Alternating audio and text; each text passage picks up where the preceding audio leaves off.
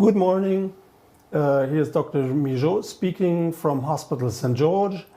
I would like to present you our scheme to treat advanced and non-operable pancreas carcinoma by a combination of holistic and complementary therapies we have developed in the last years.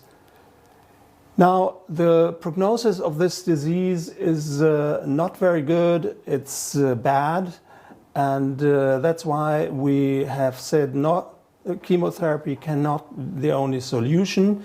So I would like to introduce you several therapies which we have developed. Now, first, looking to the pancreas, you see on the picture on the left side, and then you see an enhancement of the picture. You see there are several cells. There's a cell called Langerhans, which is producing insulin. Also, there are star cells regulating the fibroblastic proliferation. And in this area, pancreas carcinoma, the normal pancreas carcinoma, sometimes is starting.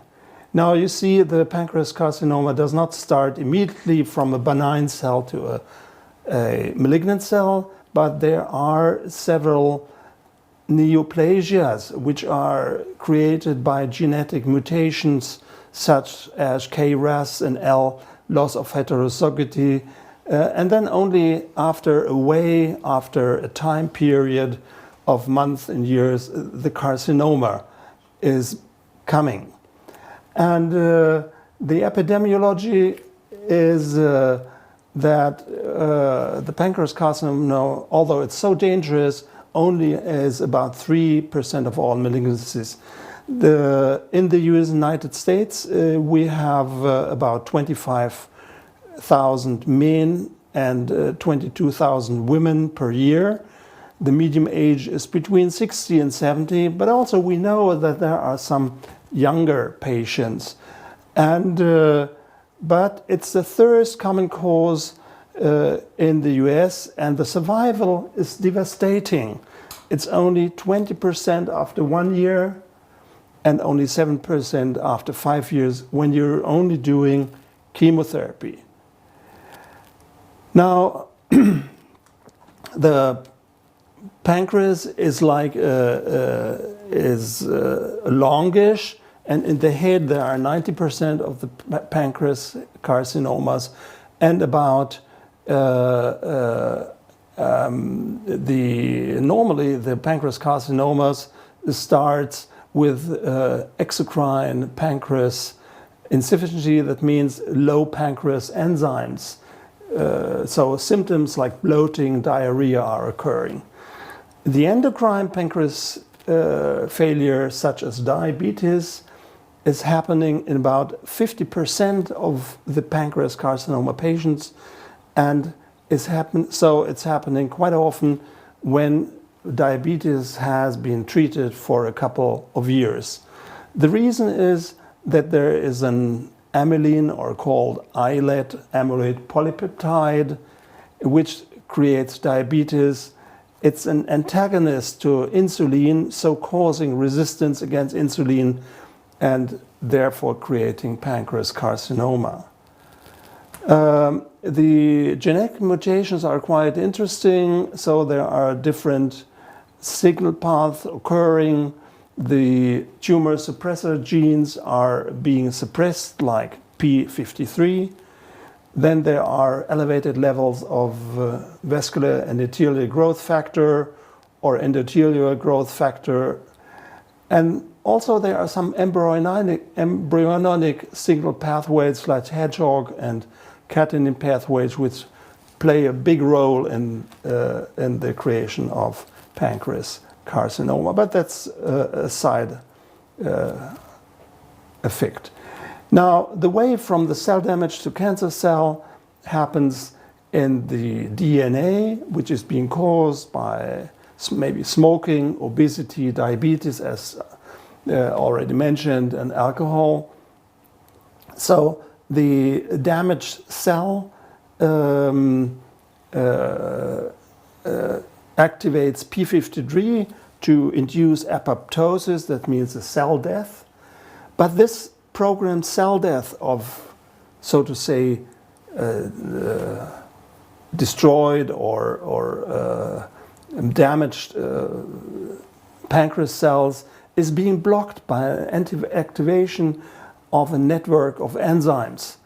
And with the help of these enzymes, the damaged cells are recovering and slowly turning into cancer. We have developed, now to the theme, we've developed several treatments. The one is the combination, as you see here on the slide, with chemotherapy, for example, mitomycin C, 5-FU with folic acid, and local regional hypothermia in a range of 13.56 megahertz. It's being done about 5 to 6 times in a range between 500 and 1,200 watts. Now what's happening? We see the tissue gets a better, the benign tissue gets a better microcirculation. The benign tissue is able to make a thermoregulation, but the cancer cell gets a heat shock protein attack, gets a protein denaturation. The DNA matrix cannot be repaired anymore. The blood sugar, the sugar inside the cancer cells are reduced. And what's very important, the perfusion, the blood perfusion, the angiogenesis of the cancer cell is strongly reduced by hypothermia. So it's working in a benign way on the benign tissue and in a very selective, bad way onto tumor cells. You see here a picture of pancreas carcinoma cells under normal perfusion, normal oxygen pressure. And here you see the next pictures, cells which are being destroyed by hypothermia. The green area of the cells are in hypoxia, that means low oxygen pressure, and the surviving stem cells around, the reddish ones, they are still living. And so what are the side effects of hypothermia? That means the local hypothermia with putting a plate onto the pancreas. They are quite small. You have a little pain sometimes on the skin. You have sometimes some stomach symptoms. You have very rarely diarrhea, and very rarely cardiac symptoms. And after hypothermia, sometimes hyperglycemia occurs, or the amylases is elevated without any clinical symptoms. And sometimes fat tissue granuloma are happening. That means these are not dangerous lumps of the subcutaneous fat tissue, which will disappear after a couple of days. Now, what were the results of the hypothermia itself? With low-dose chemotherapy, we see a drop of the tumor marker by more than 50%.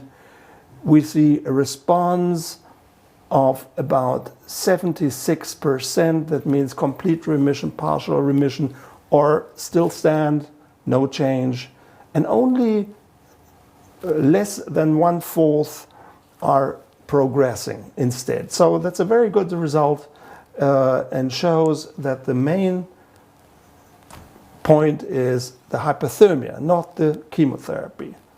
And also what's a very important point, many cancer patients with pancreas carcinoma are having strong pain, mostly in the upper stomach area. And we see that only by doing hypothermia, these are numbers in a retrospective study, that the pain is being reduced.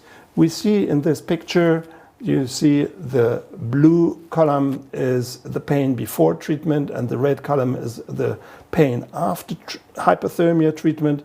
That only in 2 patients, for example, the pain is unchanged. In none, the pain has increased. And in most of the patients, the pain has reduced or has disappeared. A very good result in respect to quality of life. Now, the numbers or the results with doing chemotherapy are not very encouraging. We see giving 5-FU gives you 4 months more survival. Doing the most strongest chemotherapy called FOLFIRINOX, you have a chance of a better survival of 11 months only. But all of them less than 1 year, between 4 months and 11 months. That's a bad prognosis for patients only doing chemotherapy. And in the past, we've done a little study comparing chemotherapy patients with pancreas carcinoma and patients who were doing chemotherapy, but also hypothermia and some holistic things. And we see the holistic therapies were including anti-hormonal therapy, proteolytic enzymes, selenium, vitamin D3, cimetidine, which is a histamine blocker in the stomach, NSSR, that means ibuprofen, ketoprofen, thymus, mistletoe.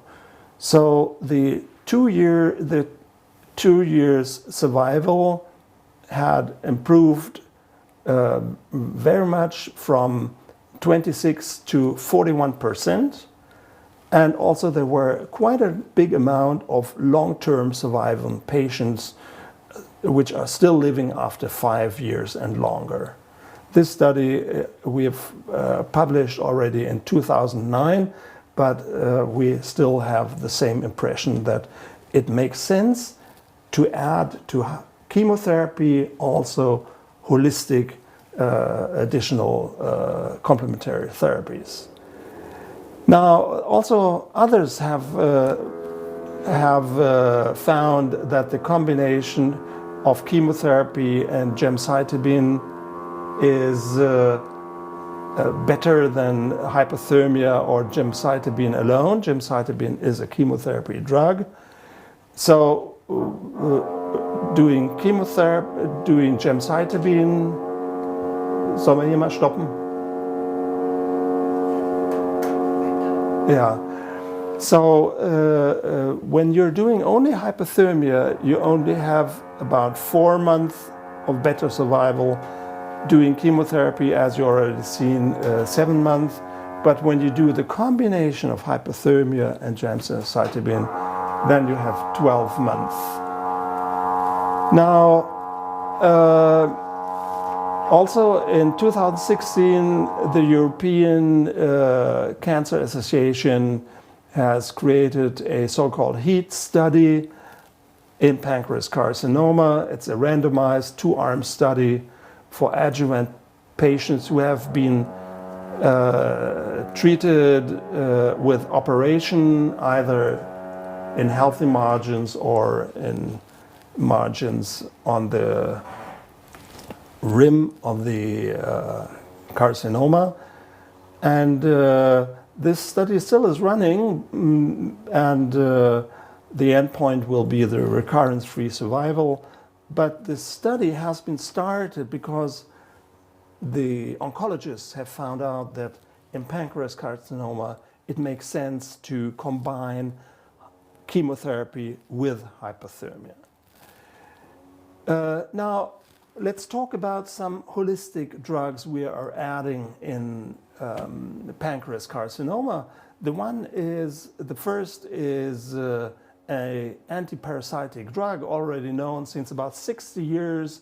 It's Nucleosamide or Nucleosamide. It's a combination of salicylic acid and aniline, and it's blocking the glucose intake and the ATP generation. That means the production of energy compounds. and it has no side effects. Already it has been used in the SRS viruses about 18 years ago. Now, it has a synergy with chemotherapy, which is important, so we can recommend it to the patients having chemotherapy. It's blocking the pathways I already had mentioned in the beginning, which are pathological, so to say, creating a malignant growth. And it stops the cell cycle in the G0 and G1 point. And it's increasing apoptosis, necrosis, and it's reducing the tendency for metastasis. Also, it has been used in many other diseases. It's worldwide known, Nucleosamide. It's been used in multiple myeloma, in colorectal cancer, prostate carcinoma, brain tumor, glioblastoma multiforme, cervical carcinoma, breast cancer, and other malignant diseases. These were in vitro results. Now, the cell receptors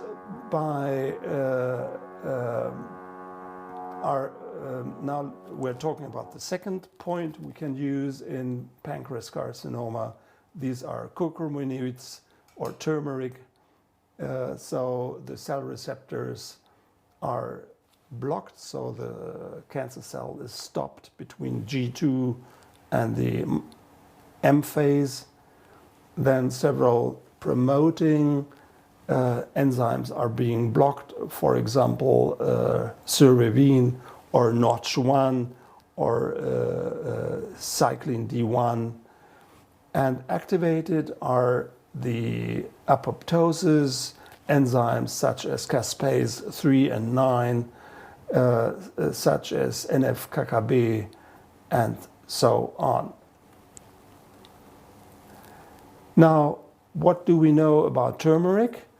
It can be used in prevention against familiary polyposis coli, in hepatocellular carcinoma, and also in gastric carcinoma. And it's been used in the therapy of cancer in pancreas carcinoma.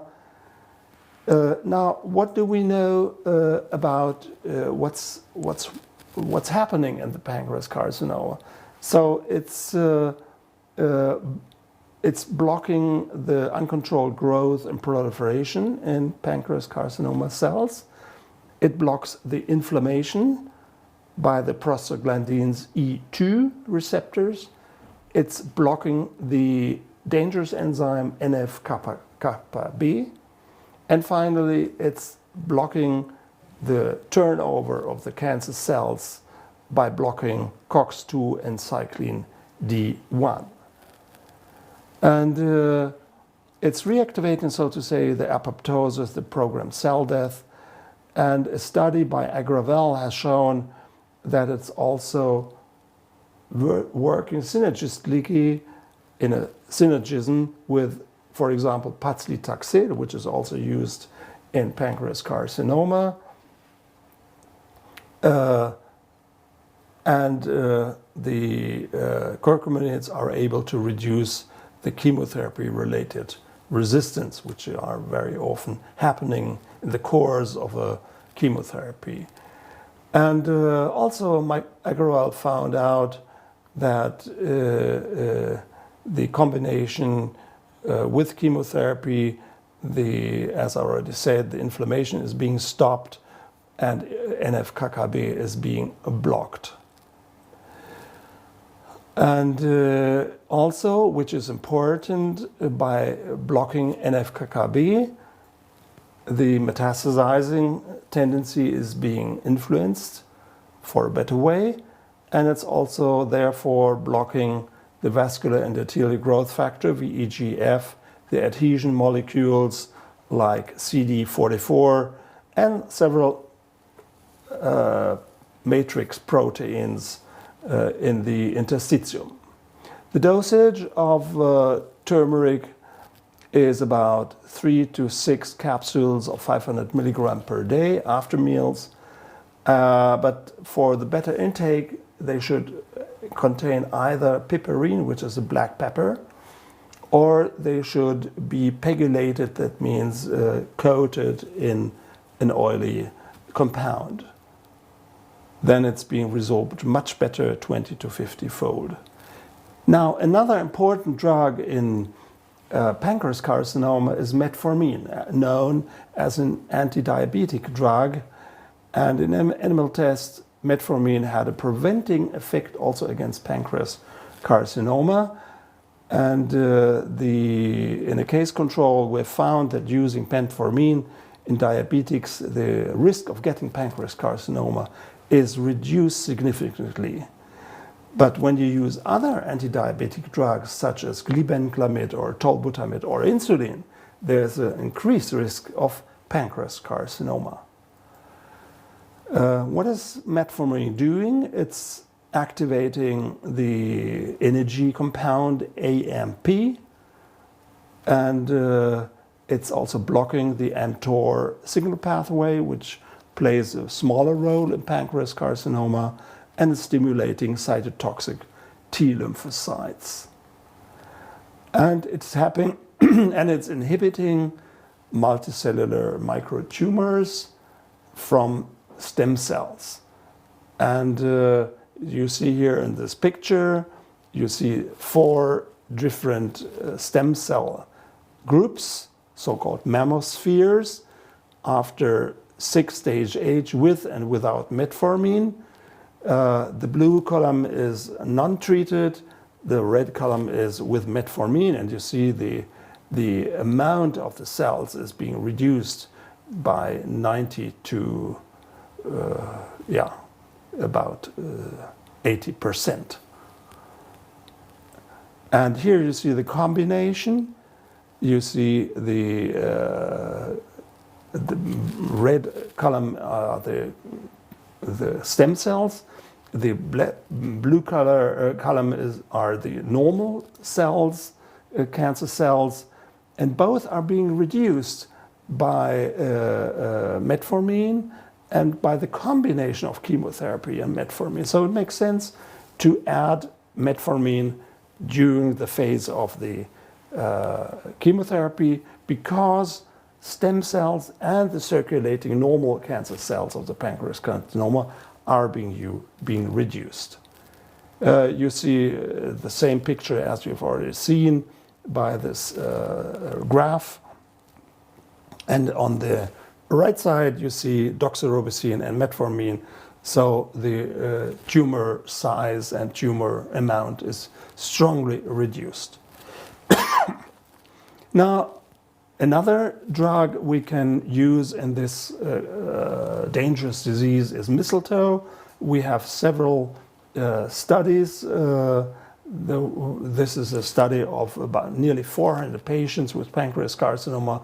All have had chemotherapy with gemcitabine, and the patients with mistletoe had a longer survival by doubled, so to say, from 5 to 10 months. And what is important, a better quality of life and less side effects, and the chemotherapy was tolerated much better. And this is another study with mistletoe, a prospective randomized study, phase 3, and was done with mistletoe viscum album. And these patients had a weight gain of 10%, which is important in pancreas carcinoma, and the control group without mistletoe had a weight loss of 12%, and the quality of life also has improved, except some things like low breathing or financial problems. Also, mistletoe has been inserted directly into the inoperable pancreas carcinoma. There's a small study published a couple of years ago, and this was injected either by ultrasound or CT scan direction. And we found that about nearly 60% of the tumors have responded. So responded means stable disease, partial remission, and even some complete remissions. Now, another drug is 7-OH Cumarin, which is being found, it's a plant supplement being found in yellow clover, tonka beans, woodruff, and other plants. And Cumarins are improving the cellular immune response, are potentiating the cytokine production, and are inhibiting the growth of tumor cells. And also they are blocking, the Cumarin is blocking the oncogenes RAS and MYC. And it's known that it also works in melanoma. And then there are another drug we are using. These are redifferentiation drugs, such as vitamin D3, retinoids, and they are working well on this kind of disease. Another compound are the fatty acids, like gamma-linolene acid. It kills in vitro, it means in the vial, it kills about 40% of the human cancer cells without damage of the normal cell. And phase 1 or 2 study has shown that the consumption of 2,000 to 400 milligram of the linolene acid or flaxseed oil improves the median survival of patients by 105 days up to 431 days. Now, another important point is the anti-hormonal therapy. We also have hormonal receptors in other cancer cells, not only in breast cancer, prostate cancer, but they are also being found in colon, stomach, pancreas, and liver cancer.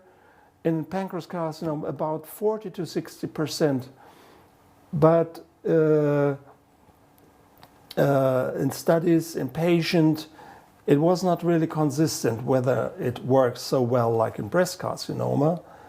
So a study also has been done with flutamide, showing a significant survival for patients with flutamide in pancreas carcinoma, increasing the survival by half from 5 to 11 months.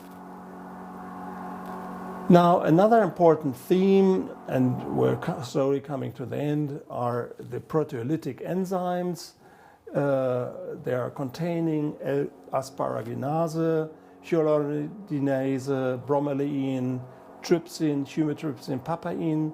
So in these enzyme tablets, normally we have 3 or 4 compounds, and they only can be taken orally, but the resorption is quite low, between 6 and 38%, as being seen here. That's why you have a high dose. You have to take a high dose. You see it here in this graph. In the left side, you see taking 4 a day, different dosages. But when you have no intake, then after about 1 or 2 days, the level in the blood is dropping significantly. So you have to take between 4 to 4 or 4 to 8 tablets a day to get a significant result. Now, what are these enzymes doing?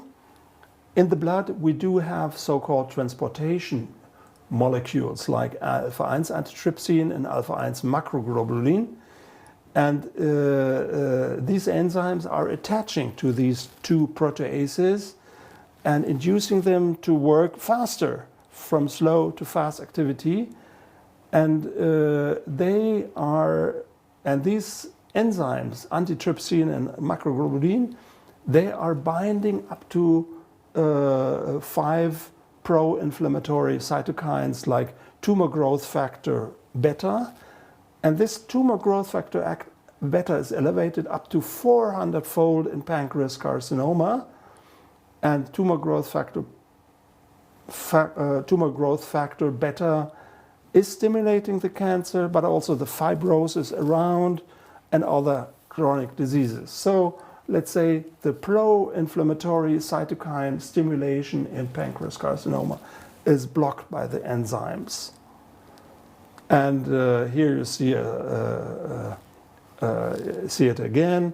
What are the effects of a high tumor growth factor beta stimulation of fibrosis, growth, stimulation of tumor growth, and stimulation of metastasizing. So an important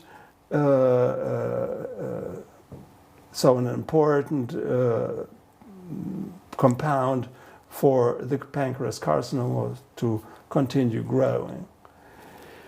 Now, besides these holistic therapies, we also have the possibility between these chemotherapy cycles to do a metronomic therapy. Many patients are fed up with chemotherapy, are not able to tolerate it anymore, so they are opting for a metronomic therapy. You see 4 compounds, 4 drugs: capecitabine, metformin, celecoxib, and cimetidine. Now, capecitabine in this low dose is inducing anti-angiogenesis. Metformin we already have talked about. Celecoxib is a COX-2 blocker, blocking the prostaglandin E2. And finally, cimetidine, which is a drug stimulating the immune system. And we have a response of pre-treated patients in pancreas carcinoma of 42% between 3 and 27 months. Now, the last point is the tumor cachexia, which is a severe symptoms in many cancer patients, and it's multicausal. It's caused by many factors, but nevertheless occurs in about 80% of pancreas carcinoma. These patients are complaining about a severe weight loss. What's the reason? The basal metabolic rate is elevated by 30% because the cancer is using anaerobic glycolysis instead of the more effective aerobic glycolysis. Therefore, using a lot of ATP and a lot of sugar. There's a muscle loss by reduced production of proteins because amino acids are being used not for muscle growth, but for getting more sugar, gluconeogenesis. And also there is an insulin resistance. That's why glucose is resorbed at a low rate by the muscles and creating lactate a lot. These patients are typically complaining of pain in the muscles. And finally, the increased cytokines on the inflammatory side, like tumor growth factor beta, we already have talked about.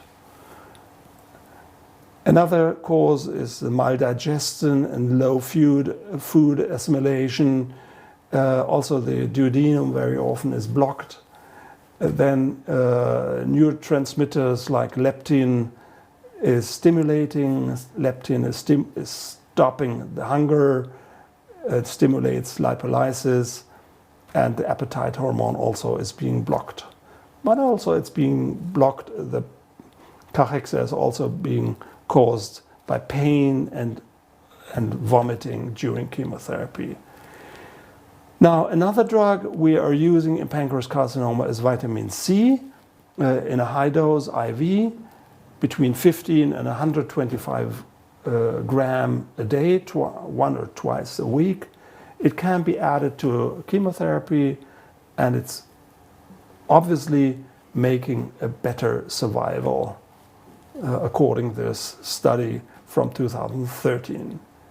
But the most important thing is vitamin C is being used against fatigue, the tiredness.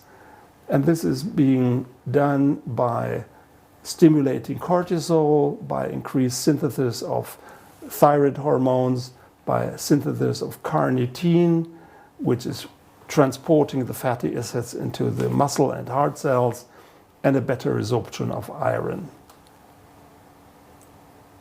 Now, here's a proposal, a scheme how to treat fatigue and pancreas carcinoma. You see vitamin C, carnitine, alpha-lipoic acid, coenzyme Q10, sodium selenide, anti-inflammatory fatty acids we already have talked about, but also ginger.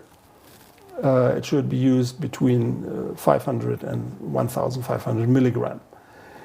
And here you see a study when using carnitine in non-operable pancreas carcinoma. That's a randomized study. And it shows that when you're using L-carnitine, the body mass index is increasing, the body fat is increasing, and therefore the survival is improving. Now, the proposal of complementary therapies, from my point of view, were do chemotherapy, but do chemotherapy in a reduced dose, maybe in an insulin potentiated way, together with hypothermia. Use metformin. Propose the patient to take enzymes. Please use omega-3 fatty acids and Cumarin, which also is known by the name umbiliferone. The second is use Nucleosamide, the antiparasitic drug. In men, use flutamide. In women, tamoxifen to block the hormone receptors. Use mistletoe, vitamin D3, according to the level. Also retinoids. Use curcuminids in case the patient is able to swallow them. And finally, when you have fatigue, use vitamin C. Thank you very much for your kind attention. I hope that I was able to give you some proposals to treat this dangerous disease and to come to a better survival and better outcome in the treatment of the disease. Thank you very much.